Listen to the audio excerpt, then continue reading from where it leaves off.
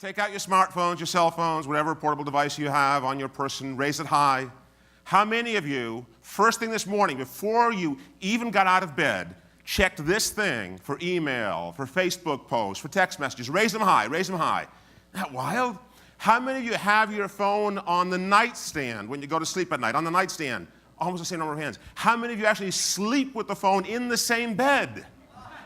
Yeah. When did our behavior suddenly change so dramatically? When did you start sleeping with your personal mobile device? When did you start taking it to the restroom with you, right? Do you remember the day, the month, the week, the year? Suddenly one morning you woke up and your behavior had changed. Simultaneously, so the invisible behaviors that we have are being somehow revealed, but at the same time, what else is being revealed to us? The behavior of the machine.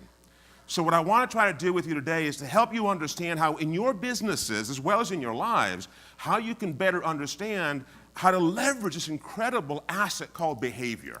Our behaviors and the behaviors of these machines. And I will bring you to places that are very uncomfortable. I will talk about machines in ways that you don't want to talk about them. But what I hope to do is to give you a sense for why it's important for us to embrace this new normal, how to enter this future with optimism rather with the gloom and the doom and the pessimism that so often we surround ourselves with. And there's fear, there's reason for fear. I get that, I understand it. I value my privacy as well. We should have legislation around privacy. All of that I get. But we're building these digital selves that will have incredible value. And yes, we're giving away so much of who we are in doing that.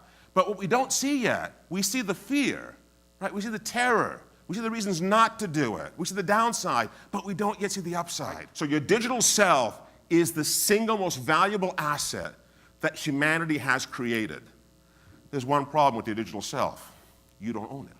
I don't own my digital self. It's owned by myriad other players, social media players, technology players.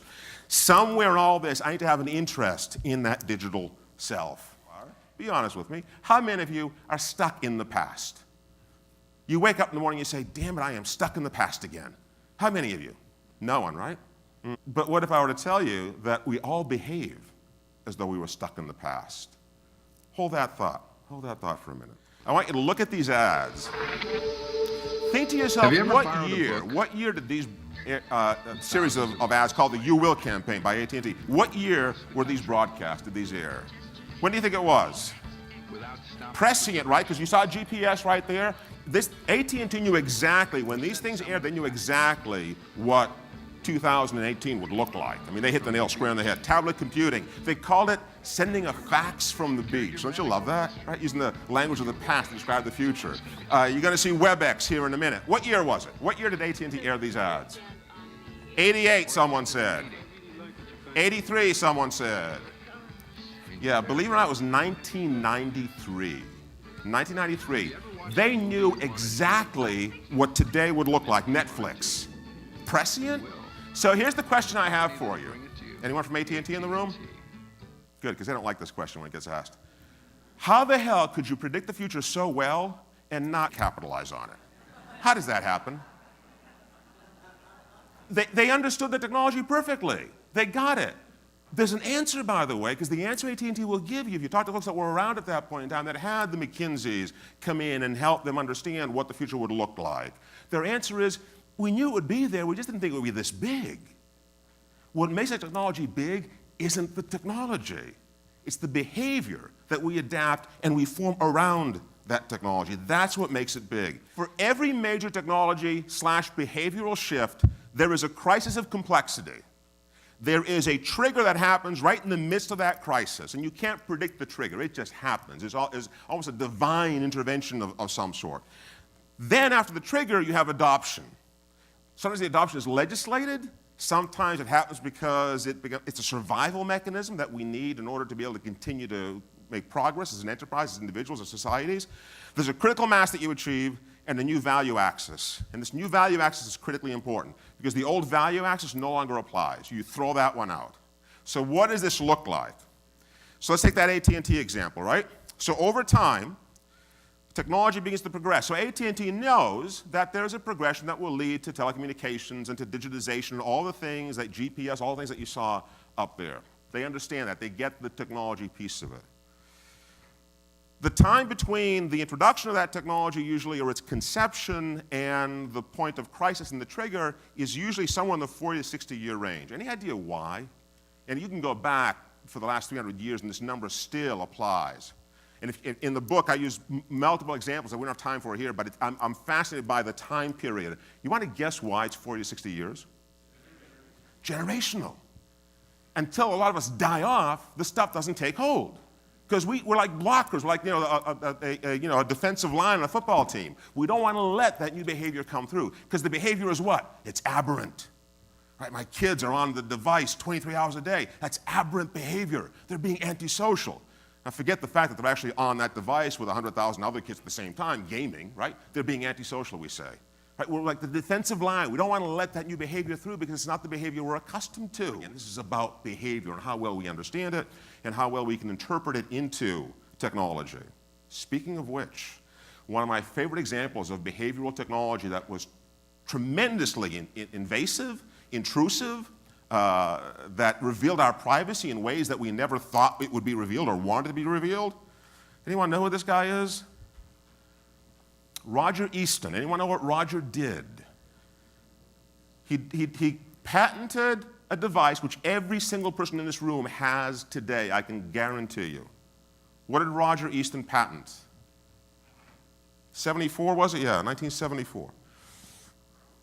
GPS. Roger began working on GPS in 1943. Hold that thought. Something happened 40 years after the day Roger began working on GPS that created the crisis and the trigger that ultimately led to the reason you and I have GPS today. Anybody? 1983, once again, Korean Airlines 007 shot down because it went supposedly into Soviet airspace by a Soviet fighter, killing all passengers on board. One of the people on board was a US congressman. Made big headlines.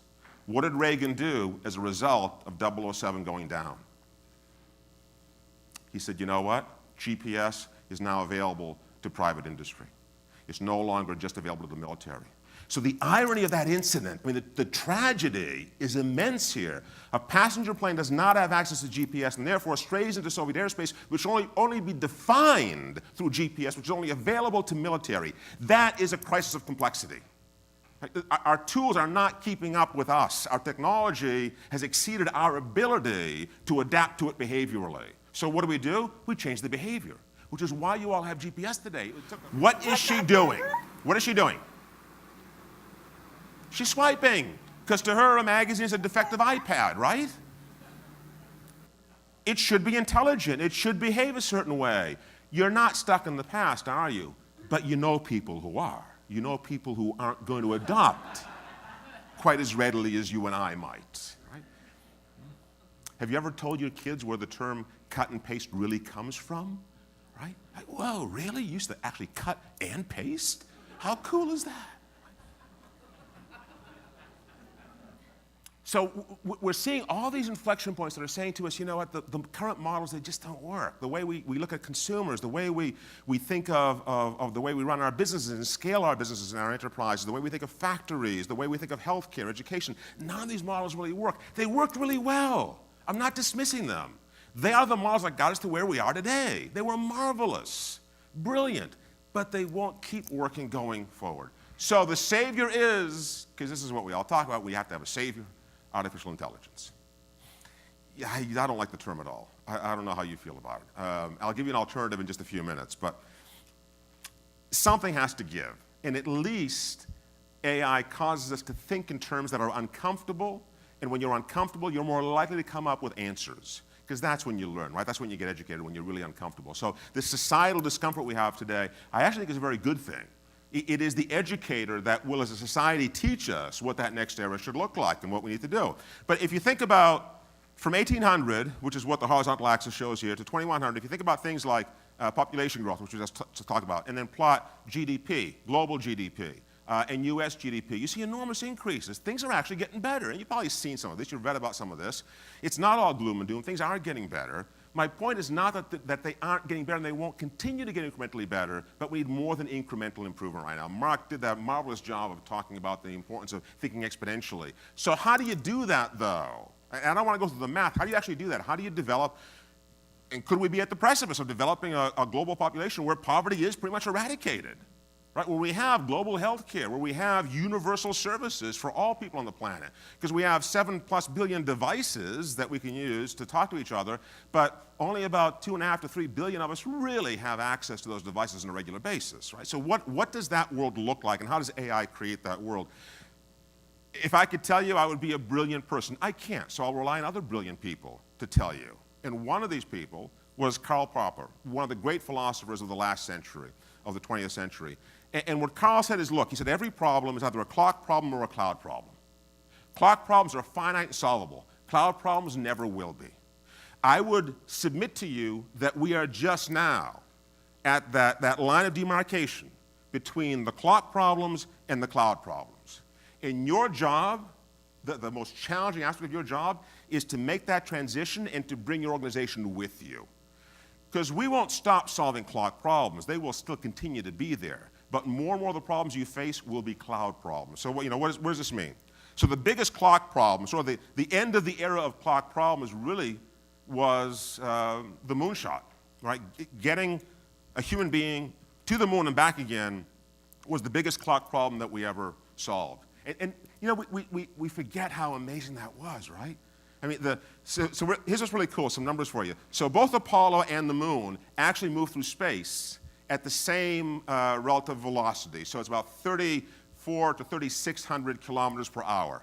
So, and that's about 4 times as fast as a .38 caliber bullet. So imagine, right, 2 objects moving 4 times as fast as a .38 caliber bullet and rendezvousing 250,000 miles in outer space, right? That was the extent of that problem. And it was done, holy shit, if they had had one of these, they would have been, I mean, they had slide rules, right? Can you imagine? This thing has hundreds of millions of times more memory and hundreds of thousands of times more processing power. So we did that with rudimentary finite tools. It was the biggest clock problem that we ever solved. Clock problems are finite. Tic-tac-toe is a clock problem. It has exactly 250,000 total possible legal moves. End of story, right? It's solvable. Ideal clock problem. Checkers and chess, also more complex, but they're brute force problems. So you'll hear from Gary Kasparov tomorrow. Wonderful story. I'd encourage you all to be here for that tomorrow, first thing tomorrow morning. What Gary will tell you is that this wasn't AI. What beat him wasn't AI, it was brute force. So chess may be mathematically on the fringes of solvability, but it is solvable. It has a certain number of moves. Maybe it's 10 to the 20th, 10 to the 40th, 10 to the 120th, depending on who you talk to, and how they constitute legal versus illegal moves, but it's finite. But then you get to games like Go, which aren't solvable. These are intuitive games. The number of moves in Go, if you include funky moves that may or may not be legal, on a 19 by 19 board is 10 to the 800th. I'll show you how big that number is in just a minute, okay? But you can't solve Go. And yet, Google has, through DeepMind, created AlphaGo and AlphaGo Zero, both of which have solved the problem. AlphaGo Zero has actually solved it without any training. No human had to train AlphaGo Zero how to solve the problem. AlphaGo had to be seeded with certain rules by which it would play the game against itself to learn how to play it.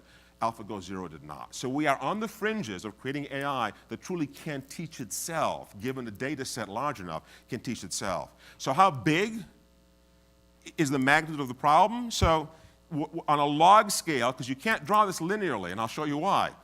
This is the number of moves to the power of 10 for each of these games. And I've thrown checkers in here as well. So 10 to the 800th, how large is it? If I were to draw this not on a log scale, but on a linear scale, the size of that bar for Go would exceed the visible bounds of the universe.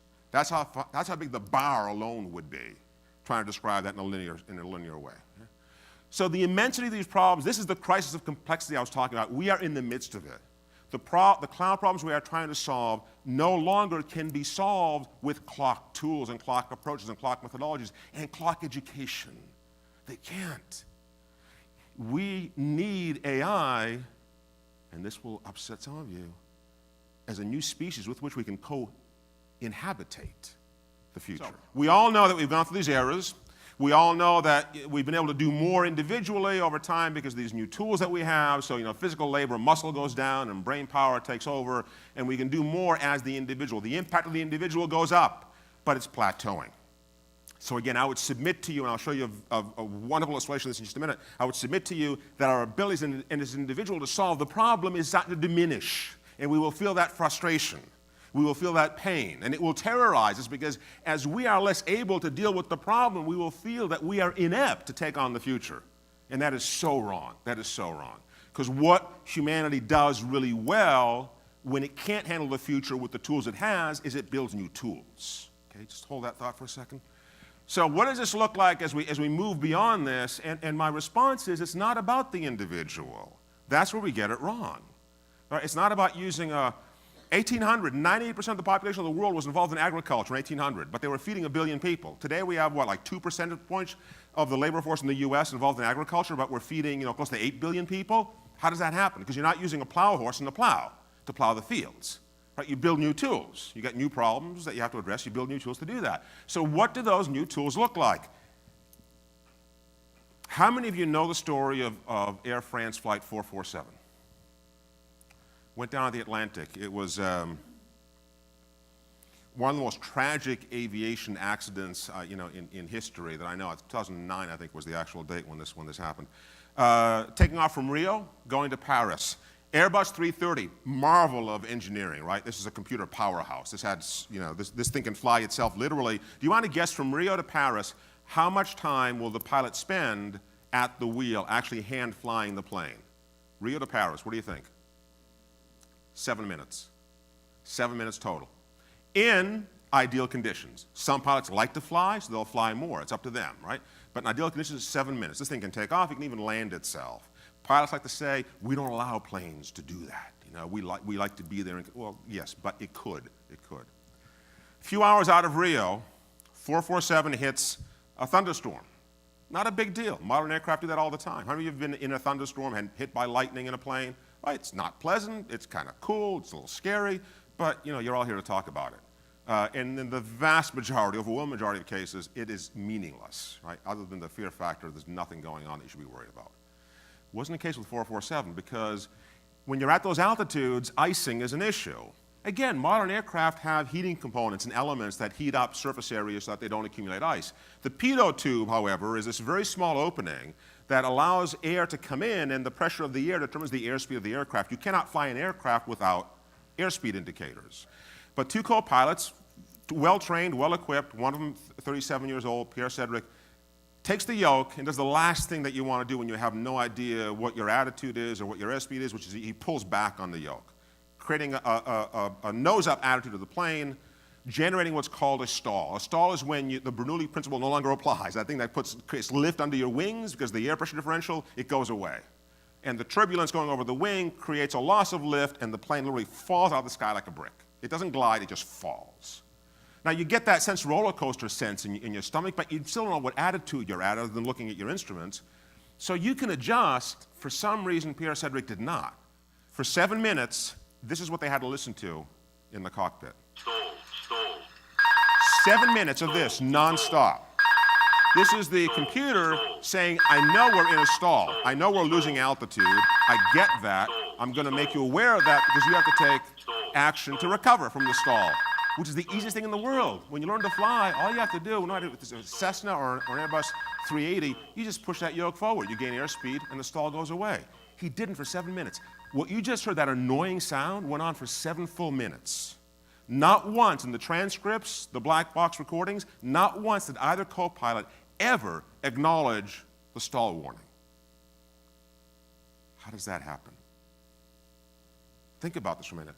Why in the world would you not even acknowledge the stall warning being given to you by the computer? Can someone answer that for me? 250 souls perished that day because of that. Why would you not acknowledge the stall warning? Tell me. I really want to know. They knew better than the machine. I'm a human being. This is a machine. How could this possibly outguess me? I've been trained to fly this thing. I take pride in flying this thing. I am a pilot, a human pilot with gray matter. Semiconductors aren't going to tell me what to do. How should have Pierre Cedric thought of the computer at that point? As opposed to a non-entity, can you offer me some kind of construct, mental construct, or how we should have thought of the computer? An ally, a collaborator, a co-pilot, for goodness sake. It's a machine, but collaborate with it. And it is this utter, and this is, look, if there's one point that I really hope you take away from this, it is that we look at AI and the machines not as collaborators. We barely look at them as tools, and we ignore them and what they have to tell us and teach us as a result. Simulation in the moment is how we should think of AI. AI can do in a million, in 1 second, 1,000,000 times what it would take us hours to do. Right? That's what didn't happen in the 330. Now to be fair here, the 330 does not have AI flying it. It is rules-based flying. There's nothing about the computers on this plane that could have exhibited AI. But the point is, we don't even collaborate with the fundamental rules-based tools, much less those that are truly going to start exhibiting intelligent behavior. If you want to know more about this and this notion of collaboration, this gentleman, so Joseph was the person, the true father of the ARPANET. He wrote a wonderful memo in the 1960s called the Intergalactic Network, which he circulated within the defense community. That led to ARPANET. And back in 1960, back long before we were having this conversation, when there were a few dozen mainframe computers, he said we need to look at these technologies as collaborators. It's taken us a while to get there, that 40 to 60-year period, but that's where we are right now. We are in that crisis of complexity where we're trying to figure out how do we create behaviors that can keep up with the machines. What is it that we can augment, not artificially create intelligence through, but augment our intelligence with, through which to deal with this complexity and the crises that are going to occur? And one of the answers to that is in the aviation battles over Korea during the Korean War, where there were two planes primarily involved, very equally matched, and the MiG and the F-86 were nearly identical in almost every single way. Aerodynamically, in some ways the MiG was actually better. It was a better plane, more maneuverable, higher ceiling, more armaments, meaner, badder armaments, in fact. But what's interesting is that the F-86 actually won over the MiG-15. Do you want to guess why? It wasn't because of the airplanes. Why did the F-86 win over the MiG-15? What was it, do you think? The pilots were equally well trained. You can give a little bit of an edge to the pilots of the F-86 in terms of training, but it wasn't the training that they ultimately chalked it up to. But it was something that the pilots had. It wasn't the radar. It wasn't flight hours. It wasn't the flight training. No, it wasn't the training that they got. It wasn't simulation either. No, it wasn't the weapons guidance. It was the pressure suits. Because at that point in time, pressure suits were not widely used by jet pilots, so what you would end up with, the pilots that could fly jets were just physiologically made in such a way that when the blood drained from their brain, they wouldn't pass out. Not a good thing to do when you're flying a jet in a dogfight, right? The pressure suits gave them an edge, because with the pressure suit, think about this, what they could do was focus on the mission objective. Because when you're pulling 8 or 9 Gs and you're trying to squeeze your butt cheeks so that all the blood goes to your brain, you ain't thinking of much else. You're just trying to stay conscious. When you got a pressure suit on, you can focus on the task. Isn't that kind of where we are right now? Right? The technology has so exceeded our ability that we're fearful of it. We can't maintain consciousness or clarity of thought because of it until it becomes a collaborator and we use it as a device through which we augment our capabilities. So will this put people out of work? Absolutely. AI will definitely put people out of work. There's no doubt. It'll kill entry-level positions. The whole way that you and I got into, out of school, getting entry-level, that is going to be decimated. But will it create an ability to apply human capital, ingenuity, brilliance, curiosity to bigger problems? Because the problems we have are much bigger going forward than they have been looking back? Absolutely. So I'm not saying this is without disruption. I know it is. We're not asking for it. No one wakes up in the morning saying, you know what? Christ, I just really want to be disrupted today. Throw it at me. Right? No one wakes up and says, as a society, we want to be disrupted.